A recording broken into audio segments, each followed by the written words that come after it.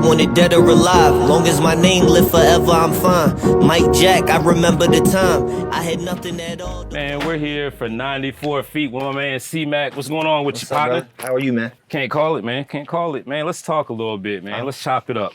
Let's talk about music. When was your first song? I probably started writing raps when I was like 13. I probably recorded my first song when I was 16. Okay. At 16, I was in high school. Yeah, I was like 16 years old. You remember the name of the first song? I do not actually. Man. It's been such a long time, man. I used to write. Like I don't even write raps anymore. So like everything that I used to write down on paper is like, It's gone. Yeah, Okay. man. Okay. Man, let's get into a little bit of food, man. What's going on with your favorite cereal? my favorite cereal is definitely. I have a tie in my mind of Apple Jacks and Cinnamon Toast Crunch. Never either above one another.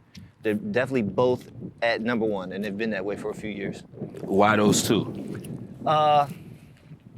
Just because they're just undefeated. I can't really elaborate because they're just the greatest cereals ever. You seem like an Apple Jacks type guy. Yeah, I'm man. an Apple Jack guy. You know, all right. Let's get into a couple different things on that music tip again, man. Give me two of your favorite venues to perform in. Two of my favorite venues to ever performed in are I performed at the Hutchinson Convention Center in Kansas. It was a huge venue. Like the crowd out there is super dope. And one that I wish they still had here was in downtown Salisbury. Wow, the name leaves me now. That Was it sucks. headquarters? Headquarters. Hey, look, man. I know the city. I know the city. I love that venue, just the setup and just the sound and just, you know what I mean? Just the Everything atmosphere, was fire. right? It was a fire spot. I like it. All right, so since we're talking basketball, we got the NBA Finals coming up very, very soon. Who you got taking it all? I feel like I'd be a fool to not rock with Golden State. I used to be an avid Golden State hater. I think everybody has been at some point. I think when they had KD, it got a little unfair. It felt like for a few years, but just that team's chemistry and just seeing what Steph can do on the court, and now with people like Jordan Poole being added into the fold, I just think that they're just an incredible team. They play real hard-nosed basketball, and I like to see them shoot the ball too. Hey man, you got that basketball love. I like it. I like it. So let's get into something else, man. Let's talk community. I know that Mizzle House is the foundation. Talk about what community means to you and what you guys bring back to the community. Well, for me, just especially here on the Eastern Shore, like this community is a large part of my fan base. It's where I was raised, so it means everything to me. The faces at my shows, the faces at my events, they're not just fans, they're my neighbors, so that really means a whole lot to me. And, Yo, I like that. Those are your neighbors, huh? For sure. So we're inviting all your neighbors out? Absolutely, I want to see everybody out. May 28th, Hoops on the Ave. Okay, so let's talk about something else. Let's talk about inspiration. What has inspired you, or who has inspired you? Musically or just in a general sense? Just in general. Why don't you give me one musically and then one just in a general sense?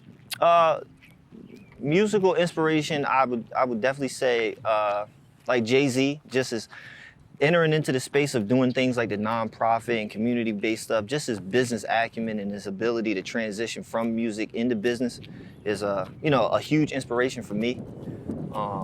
Musically, like just in the making of music, I'm like a big Drake fan. I like the way that he puts his stuff together. You a fan of his hair? I'm not. Like Drake with the braids is not new unlocked character he has. I'm not a fan of. I mean, look, everybody gotta have a little long hair at some point. They go through their phase. Probably because I haven't had hair in so many years. I'm just a little jealous, probably. Okay. All right. So we talk about Hoops on the Ave, man. So I know you're performing, right? What's gonna be that first track that you open up with? I think I'm gonna set the tone with the intro from my last album, Lightning in a Bottle. That record means so much to me because at the time I was really taking a leap of faith, really just stepping out on just, my faith and belief in what it is I'm able to accomplish. So like that record is how I set the tone at all my shows. Nah, no doubt, man. Last question I have for you. Are we ever gonna see any music from Young Thug again? Man, it's crazy. Like that's super unfortunate. That situation is such a complicated one. I will say this: music and the streets are two different things, and I encourage all young artists that I come across and that I have the opportunity to work with And I try to implore them to understand that those things are two different things, bro. The streets and music can be influenced by the streets.